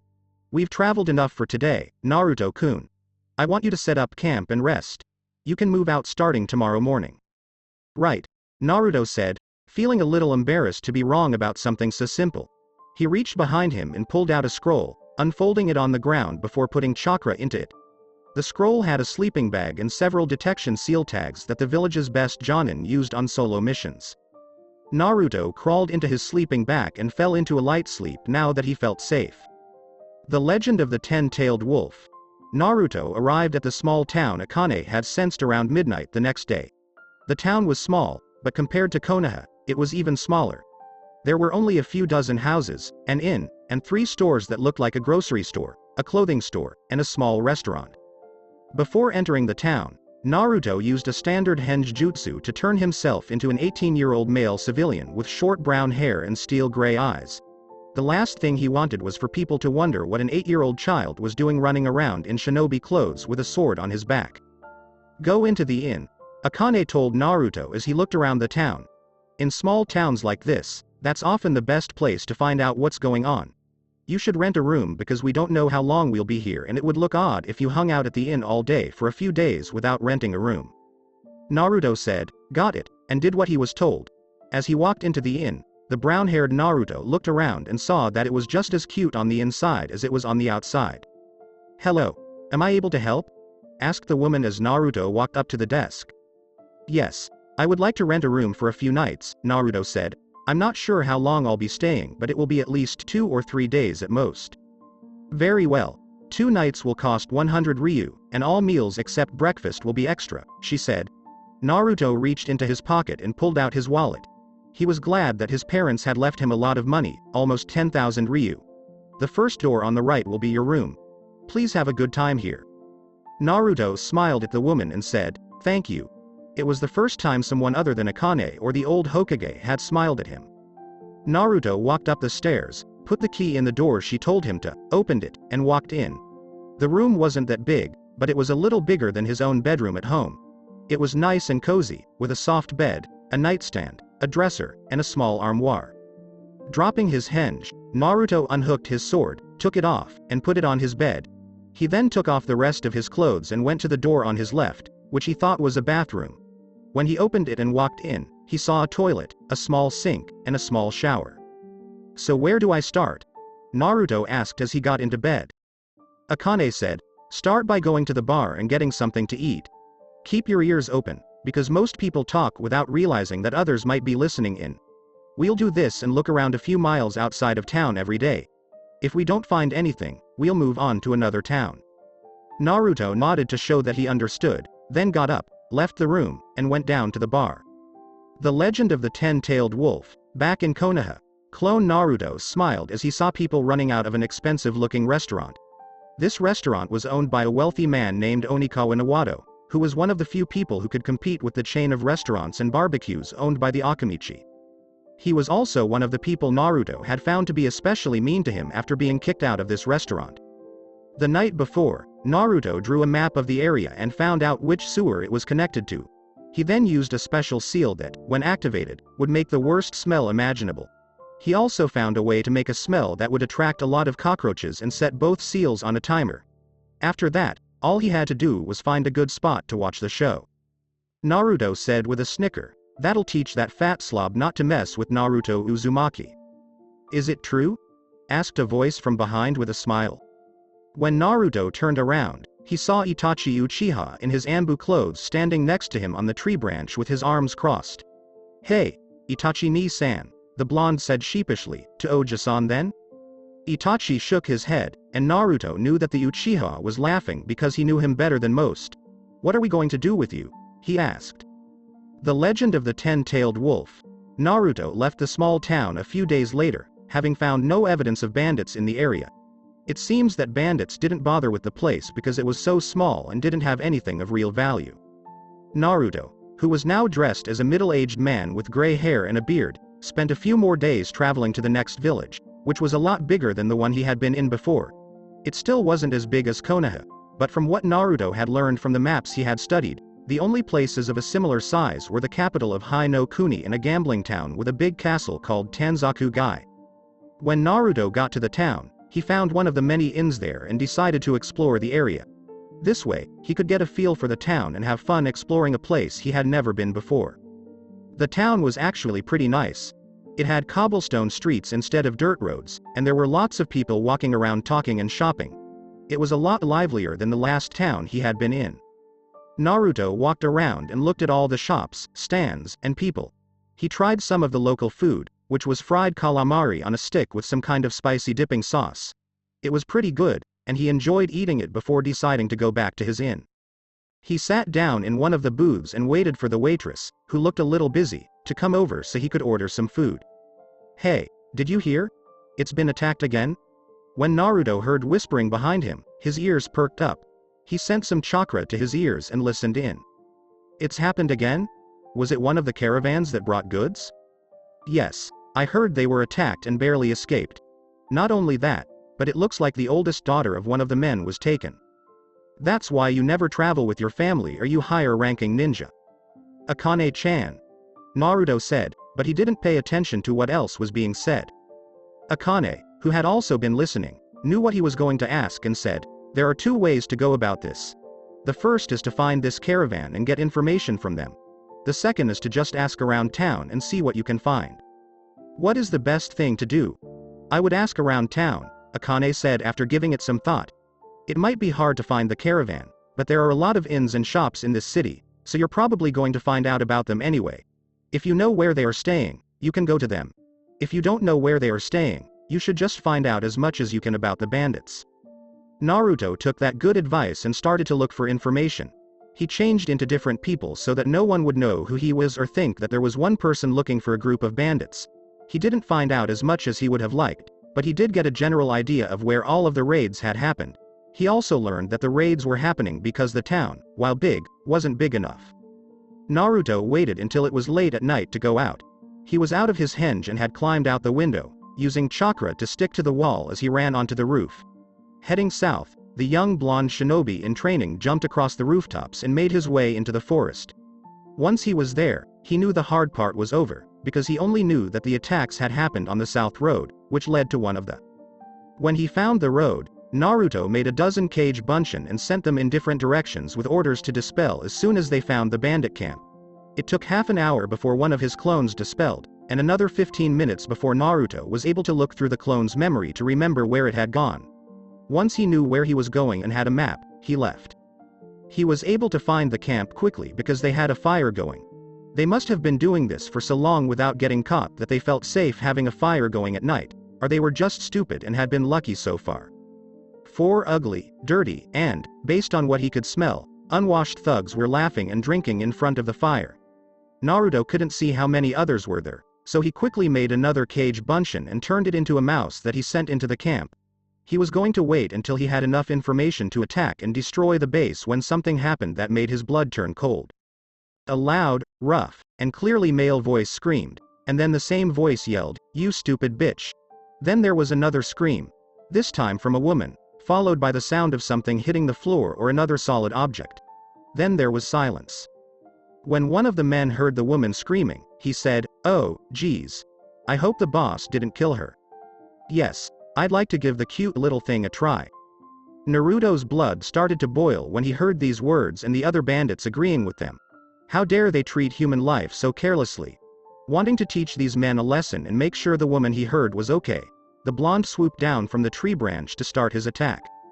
He jumped behind one of the bandits by the fire and pulled out his sword before he could even think about it. There was a flash of light, and Naruto saw the head of the bandit he was behind roll across the floor while the body squirted blood from its neck and fell. Naruto stopped moving. He was so shocked that the only way to tell was by the way his eyes grew wider. Oh, what the heck? One of the thieves yelled. He killed Kane. Still wide-eyed, Naruto looked up to see the rest of the bandits by the fire coming at him. It was only because he had sparred with Akane that he was able to react, dodging a slice from one of the swords and deflecting another one on instinct alone. As the last weapon, a hammer, came at him, Naruto jumped over the person there and pulled a shuriken out of his pouch. He flicked his wrist like. The other men seemed to freeze up at this, so Naruto rushed in and stabbed one of them in the stomach. Before the man could fall over, the young blonde pulled out his sword and blocked the cut from the last man. Naruto could see fear in the last man's eyes when he saw how easily the blonde had killed his friends. In less time than it took the bandit to blink, Naruto had locked their swords together, pulled out a kunai, and thrown it into the man's throat. Naruto watched as the man clawed at his throat, blood dripping down as he gurgled, then fell to the ground and twitched a few times before he lay still. I killed them, Naruto thought, his eyes as wide as they had been the whole time. He dropped his sword because he was so shocked. I killed them all, it was so easy. Akane quickly tried to wake Naruto up when she saw that he was going into shock. Naruto-kun. You don't have time for this right now, there's still one more. Akane, I killed them. It was easy. It was like stepping on ants. Damn it. Naruto-kun, none of this is your fault. These people were bad. Akane said as she tried to bring Naruto back to himself. This is strange, a voice said from behind Naruto. When he turned around, he saw a big man with a thick build and a bald head. I was wondering what that noise was, and look what I found. The man looked at Naruto and snorted, well, it's a little early, but I have to thank you for killing them for me. Those men were getting on my nerves because they always wanted more, and more. I'll kill you quickly as a reward. This guy, he didn't care that his teammates were killed, Naruto thought in shock as the big man raised two very big axes. What kind of man doesn't care about the people who work with him? This guy, he's a monster. Naruto watched as the axe came down on him in slow motion. His whole body tensed, and he felt a deep welling of some primal power in the pit of his stomach. He saw his body crouch low to the ground. His hands moved into a position that looked like they were gripping something, even though there was nothing there. He swung his arms. Except that his hands weren't as empty as they looked. Blue chakra started to form in his hand. It was so thick that it looked solid. It crackled and sizzled, and as the blonde swing came closer to the man, it formed a blade that cut through the large bandit's abdomen. The large man lurched, blood pouring out of his mouth, and Naruto had to jump away as the top half of the man's body fell away from the bottom half, showing that he had been split cleanly in two. After just 1 minute of staring, Naruto fell to his knees and threw up what was left of his dinner. He did this for a few minutes, until there was nothing left to throw up. Then, for another 5 minutes, his body tried to get rid of something that wasn't there by dry heaving. The Akane, I'm here, Naruto-kun, Akane's voice chimed softly in his head. She could hear the worry in his voice and knew that now was not the time for him to wallow in guilt. You need to keep it together right now, Naruto. Check the tents to make sure there's nothing of value and see if that girl we heard about is alive or dead. Then you have to get rid of the bodies. The best way to do that is to burn them, and I'll help you do that. I know it's hard, Naruto, but right now you can't let it bother you. Naruto stood up and said, all right. It took him a few seconds to move because his legs were shaking, but when he did, he went up to the tent where the big man had come out of and almost threw up again when he saw what was there. There, on the table, was probably the merchant's daughter. She was dead because she wasn't breathing or moving. She was also naked and had bruises and slash marks all over her body, as well as a growing pool of blood under her head that was slowly dripping down the side of the table. Having learned about birds and bees from Akane, he knew that the girl had just been raped. Naruto took a cautious step forward. He wanted to look away from this sight, but for some reason he couldn't. The girl, who couldn't be older than 16, had light brown hair that looked fairly long and soft green eyes. She was obviously very pretty, which was probably why the bandits had taken her. Naruto's eyes started to tear up. No one deserved this, especially not someone as innocent as he was. I agree, but Akane was really angry. There were a few things she hated more than anything else in the world. People who use others for their own benefit. People who refuse to do anything for themselves. Arrogance, whiners, and rapists, not necessarily in that order. Naruto, make some clones and have them search the tents for anything of value. We also need to take care of the bodies and give this girl a proper burial. Okay, Naruto said. Somehow, he found the will to do what he was told. He made 5 cage buncheons. 1 to check this tent for anything of value, 2 to go to the other 2 tents, 1 to start piling the dead bandits together, and 1 to find a place to dig a grave. Naruto walked over to the table and gently put his hand over the girl's face, closing her eyes. He looked around for a moment before noticing the bed sheets. He tore the sheets and spread them out on the ground, then gently lifted the girl and put her on them. He was about to straighten her limbs when he frowned. He didn't want her to be buried like this, with blood dripping from her wounds and the monster's slime running down her legs. Naruto went through all of the stolen goods that the bandits had left behind. There was some money, which he put in his wallet since he didn't know who it belonged to. There were also paintings and metalwork that he put in scrolls until he decided what to do with them. The most interesting item was a small necklace with a locket that had a picture of the girl who had just been killed inside. Naruto took the necklace, and once all the loot was locked up, he had Akane use her Kistune Bai, a powerful foxfire that the demon had made, to burn the bodies of the bandits. After that, the clones started taking apart the camp, as it was standard ninja practice to leave no sign of what had happened. The other clone who was digging the grave disappeared, letting the blonde know it was done. The blonde picked up the girl again and went to the grave. It was small, about 5 feet 6 inches long, 1 foot wide, and 2 feet deep. Naruto knelt down and gently put her in the grave, then started to cover it up by hand. It took him a few hours, and by the time he was done, the sun was starting to rise and he had stopped feeling anything. Akane said in a soft voice, "Naruto-kun," which caught the boy's attention. "When you go back to your room, come into the seal." K. The Legend of the Ten-Tailed Wolf. As soon as Naruto got back to his room, he sat down on the bed and entered the seal. When he opened his eyes, Akane was already standing in front of him. She didn't say anything, she just put her arms out. Naruto ran into her arms as he started to cry, but neither of them said a word. She sat down, taking Naruto with her, and held his head to her chest. She didn't care how long they stayed like that or that his tears were starting to soak her kimono. All that mattered was that Naruto needed her. "Is it wrong of me to be glad those men have left?" Naruto asked, his voice a husky whisper now that his tears had stopped falling. "No, it's not," Akane said in a soothing voice. "Those men were awful. They were some of the worst people in the world. They killed other people, including innocent people, for their own gain. They also raped and killed a young girl who was innocent, and I can tell you that this is not the first time they did this. It's only fair to be happy that men like that are no longer around." Naruto whispered, "I feel like a monster, like I did something terrible. When I came into the room, I looked at my hands, and it looked like I could see blood on them." "You're not a monster," Akane told him as she ran her hand through his hair to calm him down. "You're just a young man who just killed a few bad guys who needed to be brought to justice. If you hadn't killed them, those men would have kept attacking travelers.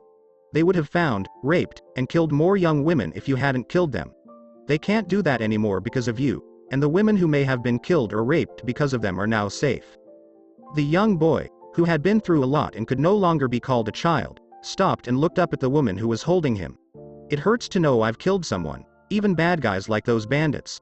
And yet, I'm glad they're dead at the same time. Does that make sense?" "Of course it does. The fact that it hurts shows that you have a good heart. The fact that you can feel pain by killing, even when the people you kill are bad, shows that you are a good person." She pulled Naruto's head back and put her head on top of his. "You only become a monster when you no longer feel that pain. When you don't care about the people you kill, you should put down your sword." "I'm not a monster, right?" Naruto asked in a hopeful way. "No, you're not," Akane said as he lifted his head just a little and kissed him on the forehead. Naruto looked at her for a few seconds, then put his head on her shoulder again and asked, "Can I stay with you tonight?" Akane smiled and said, "You can always stay with me, if that's what you want." Naruto smiled for the first time since he killed those bandits in the clearing. He was still being held in the arms of the woman he knew would always be there for him when he fell asleep. The Legend of the Ten-Tailed Wolf. The next morning, Naruto woke up feeling better. He was still a little numb, and killing and the girl's death still hurt, but thanks to Akane, he didn't feel as bad as before. As he looked around the room, his eyes caught a flash of light near him. When he looked down, he saw the blade that had formed in his hand last night lying next to him. He frowned as he picked up the sword and looked at it. The sword was a dato, a Japanese long sword with a 27-inch blade. The middle ridge of the blade, called the shinogi, was near the center and had a narrow profile. The point was done in the Kisaki style, with a curved profile and smooth three-dimensional curvature across the surface towards the edge. The blade was a dark black that seemed to absorb all light, while the edge was pure silver. The crossguard had 4 prongs bent out in the shape of a manji, which is the kanji word for full. The grip was covered in black lace with gold flecks, and a short piece of chain with a broken link hung from the base of the hilt. The whole blade was unlike anything he had ever seen, and he couldn't help but wonder where he got it. "We'll figure that out when we get home," Akane said to stop him from thinking. "Maybe the Kenjutsu section of your library will have something to say about it. But for now, let's see if that caravan is still here so you can return the locket you found and let the girl's family know that her death has been avenged." Right. Naruto got up and took a quick shower before going downstairs to eat breakfast, or lunch at this point since it was already midday. He spent the next hour or so doing what he had done before when he was trying to find the bandit camp. It didn't take Naruto long to find out that the caravan that had been attacked 2 days before he arrived was staying at a hotel called Taya Trute, Tired Trout, and selling the clothes they had managed to get away with at a shop called Jurai Kyer, Traditional Pawn. Naruto, in his middle-aged man henge, walked into the small shop. He didn't pay much attention to the inside, but he did notice that the shelves were full of small things that weren't in any kind of order or pattern, which told him that it was a pawn shop. There was only one person there, and it wasn't any of the people he was looking for. It was an old man with squinted eyes and a long beard and mustache. "Hama, yes? Can I help you, young man, find something?" the old man asked. "Not exactly, but you can help me find someone," Naruto said as he told the old man about the people he had seen in the locket. "I heard they were selling their clothes here," the blonde added as the old man stroked his beard. The old man said slowly, "I think I saw them yesterday." "Yes, that's right," he said. "They came by yesterday and sold me some of the things they have. I don't know where they are now, though." Naruto thought, "Damn. I hope they're still at the hotel." "Thank you for your help," Naruto said with a bow. If the old man replied, the blonde didn't hear it since Naruto was out of the door less than a second later. He made his way down the street and walked inside the Taya Trute, stepping up to the front desk where a pretty woman in her early 20s was standing. "Excuse me, I'm looking for a man in his mid-40s with dark brown hair and gray eyes. He would be with a woman with brown hair and brown eyes and a little boy." The woman behind the desk looked at him for a moment, then tapped her chin and said, "You know, I think I remember those people you're talking about. I think they left sometime this morning," she said, flipping through a small book on the desk. "Yep, they checked out this morning." Naruto didn't curse, even as he bowed to the woman and thanked her for her time. Akane asked the blonde as she left the hotel, "What are you going to do now?" "There's nothing I can do," Naruto grumbled. "If they left this morning, that means they're 4 to 6 hours ahead of me. Even if I use Kage Bunshin, I don't know if I'll find them." He reached into his pocket and pulled out the locket. He looked at it for a minute before sighing. "I'll keep this and give it to them if I find them while I'm traveling or after I become a shinobi." "That's probably a good idea, since you need to get back to Konoha anyway." "That's why we're going back now. In what direction is Konoha?" "South and east." "Alright, let's go." The Legend of the Ten-Tailed Wolf. Another month had gone by, and there were only a few days left of summer. During that time, Naruto's resolve grew, and with Akane's help, he was able to summon twice as many Kage Bunshin for his training. Naruto had about 50 clones all working on Fuiin Jutsu. His training was going well. He made one of them read for half an hour and then dispel. This gave the other clones the information they needed to work on the next step or whatever seal the reading clone was learning about. The first clone would be replaced by another clone, and the process would soon start over again. He was still just learning the basics of Fuiin Jutsu, but Akane told him he was a prodigy and that in a few years he would probably be better than the most famous seal master. Even though he wasn't making as much progress with his elemental training as he was with his Fuian Jutsu, it was still going well. Naruto kept his training a secret, so he couldn't do the next step in wind manipulation, which was to use his chakra to cut a waterfall in half. But he chose to learn the first step of his training to control fire, which was to blow a stream of fire out of his mouth. So far, all he could do was blow out puffs of fire, but he was sure he would be done in a week. About 100 of his clones worked on this. Taijutsu was going as usual. Since he had to learn most of it on his own, he wasn't getting better at it as quickly as he did with his other practices. Akane helped out when she could, but in his mindscape, they could only do so much. They had found a way around that, even if it was only a small one. By having Naruto fight against a Kage Bunshin who was stronger because of the Yukoi, and by having more clones fight around them. After that, all of the clones would disappear, and Naruto and Akane could look back at the fight through the memories of his clones. This would help them see where he went wrong and fix it. Kenjutsu was something else that Naruto added to his sparring schedule. The blonde had his clones look through his parents' library for information about a good style of Kenjutsu and the Uzumaki clan in general.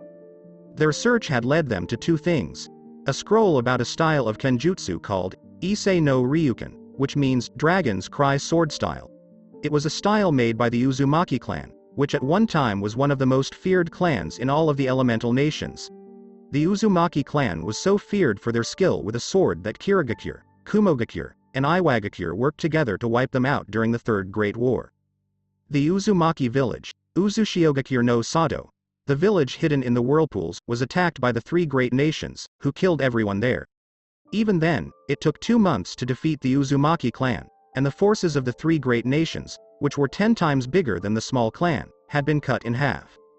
The Issei no Ryuken style of sword fighting was made with the Uzumaki clan in mind. It was a fighting style that was said to bring out the essence of the dragon, a legendary creature that was thought to be one of the strongest mythical beasts. The style was a mix of speed and fierce power, and the scrolls said that someone who knew how to use it could easily cut through boulders and the strongest steel. The Uzumaki clan made the style so that it would work with their bloodline. Hitokage no Yeba, which means soul blade, was the name of the bloodline, and it was a chakra-based bloodline. This was because every Uzumaki used a sword that was made from their own chakra. Each Uzumaki clan member had a sword that was unique and very different from any other sword. Naruto found some of his mother's notes and learned that her blade was a traditional ninja to that she could absorb into her body and use to shoot chakra chains from her back. No two Uzumaki blades were the same, and each one had its own special skills and powers. This made the bloodline of the Uzumaki clan one of the most sought after in the world. Because of this, the style that the Uzumaki clan made didn't have any sword dances. Instead, it was based on simple movements and stances, and its real power came from the physical skill needed to use it. Members of the Uzumaki clan spent a lot of time training their bodies to move at speeds that no normal person, not even a Jonin-level ninja, could do. This was something that their bodies were uniquely suited to do because of their bloodline. Naruto had spent many hours meditating before he found out that his blade was called Hikage Ukami, which means Wolf of Light and Shadows. It was a blade with many different sides. The fact that his blade was black meant that he had to go through hard times and that his life was dark. But the edge of the blade was bright silver and seemed to glow with light, showing that he would not give in to the darkness. Heitan, light release, and Yamaten, dark release, were the Uzumaki Hijutsu Kenjutsu, Uzumaki secret sword techniques, that were hidden in the blade. They let him use chakra techniques based on light and darkness, which Akane had told him was impossible because those two techniques were supposed to belong to the gods Kami and Yami. Naruto couldn't use any of the techniques for his sword right now, even though he knew how to do so. His body just couldn't handle the stress. Before he could use any of Hikage Ukami's moves, he would probably have to train for a long time. Keep going. Naruto-kun, you only have 1 more hour of this, and then you can take a break, Akane told Naruto as he stood upside down on the ceiling and practiced Kenjutsu. Naruto was currently practicing with a baken, which was a wooden sword about the same length as his sword. Along the length of the wooden blade, there was a long line of seals that made the blade heavier and helped him train how fast he could swing it. His shirt was off because he had thrown it away a long time ago. It showed off the muscles he had built up from 3 years of intense training, muscles that no child his age should have.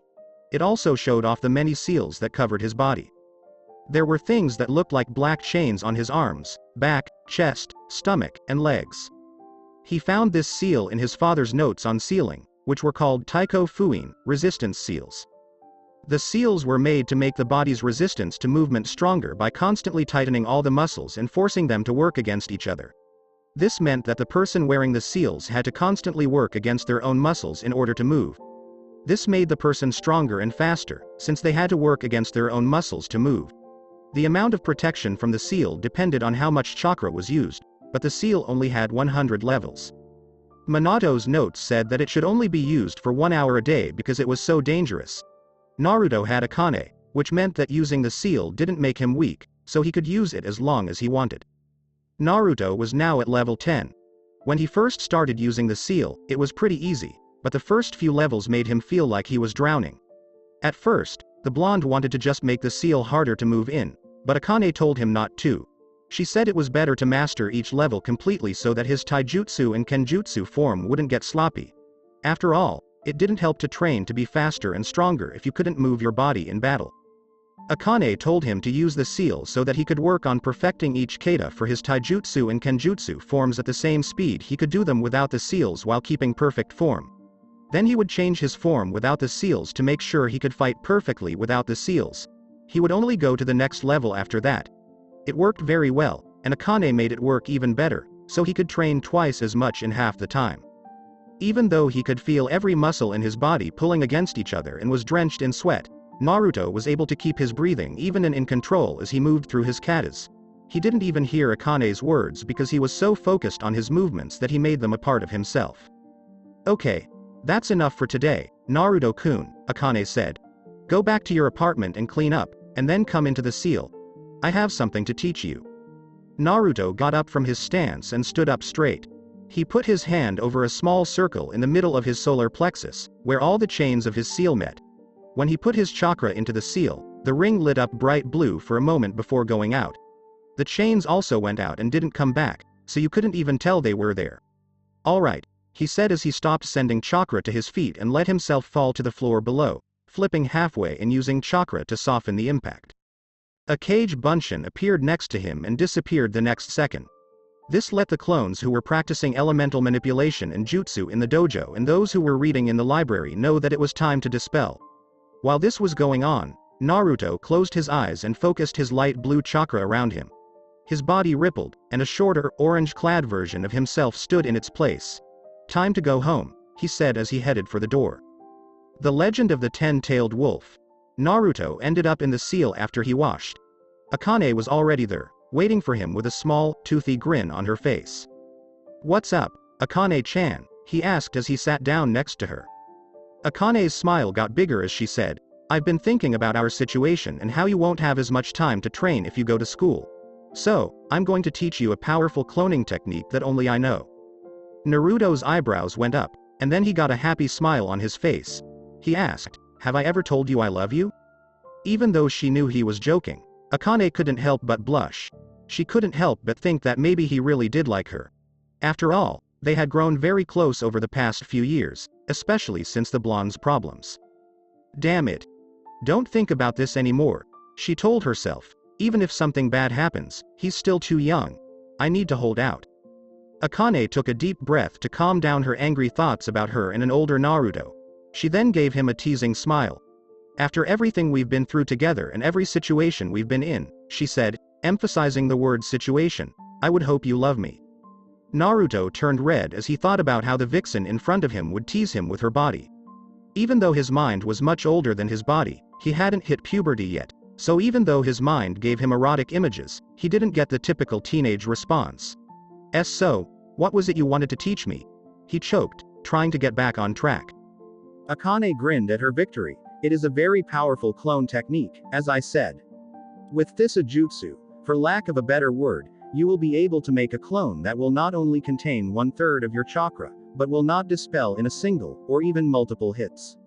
It will have all of your abilities and act just like you. In fact, the only difference between this clone and you is that it cannot regain lost chakra and will dispel when its chakra is gone.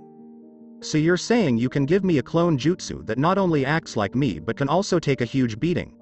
Naruto asked, and he got a nod. Why didn't you tell me this before now?